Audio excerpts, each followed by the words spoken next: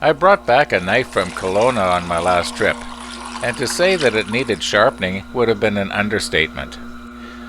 Now I've got this wonderful little tool in my workshop that I got from Canadian Woodworker, and it'll sharpen most anything like knives and cutting tools and...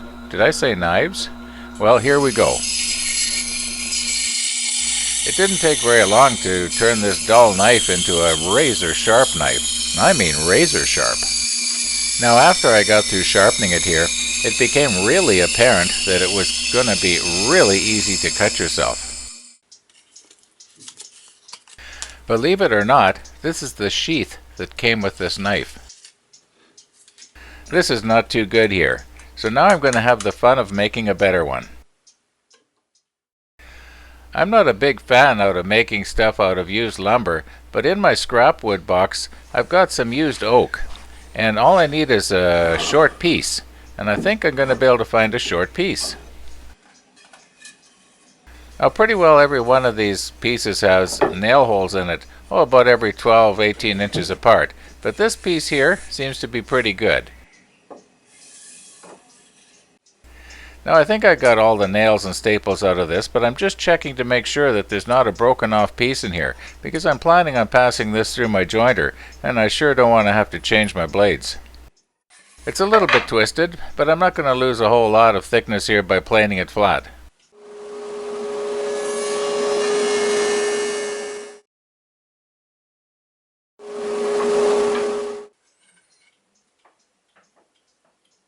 Okay, the twist is all planed out and it's all squared up, and there's more than enough room here to accommodate this knife.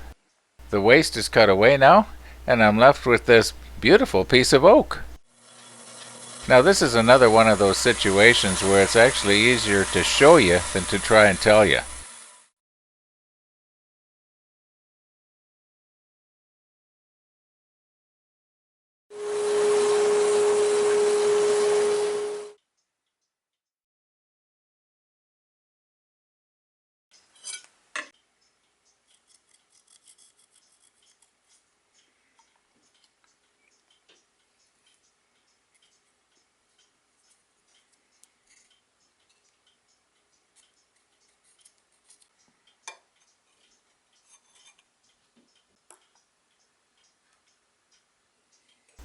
Looking back now, I realize I should have selected a smaller bit here. This is a 3/4 inch, and I should have gone for a 1/2 inch or even smaller, and then just made more passes.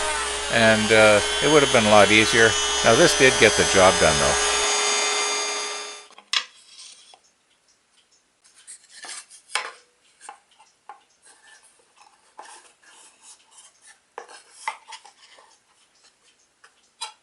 There now, wasn't it a lot easier to show you than to try and tell you?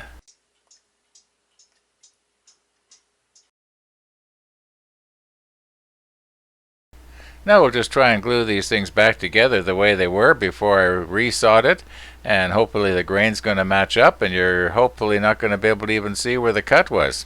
Hopefully. And as I've said before in some of my videos, you can never have too many clamps in your workshop.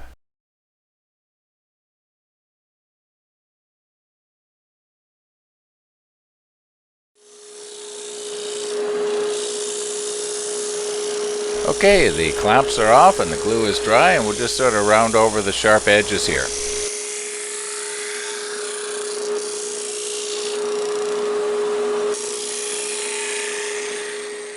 This 1/8 inch round over router bit came as part of a set, and the first time I saw it I thought, I'm never going to want to use something that small, but it's coming in handy here.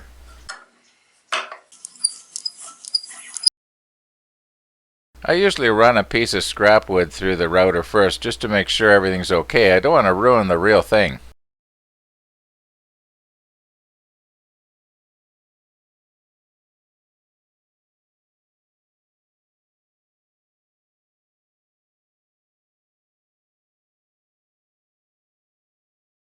Well there, I think that's going to be okay. After a little sanding, it's going to look really nice. And just one more spot here where I missed.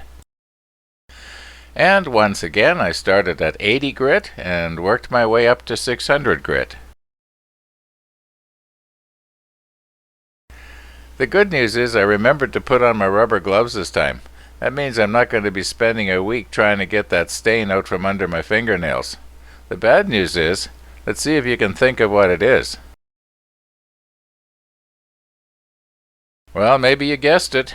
The bad news is, now how do I turn off the camera?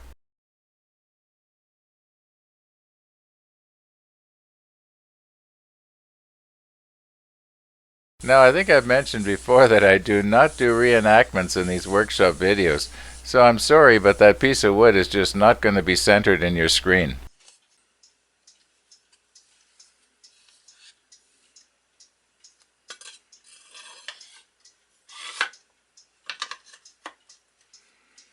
Well, if I say so myself, that looks pretty good. Well, from a piece of old scrap wood that a friend of mine gave me, by the way, thank you, Don, to this. I'm happy with this.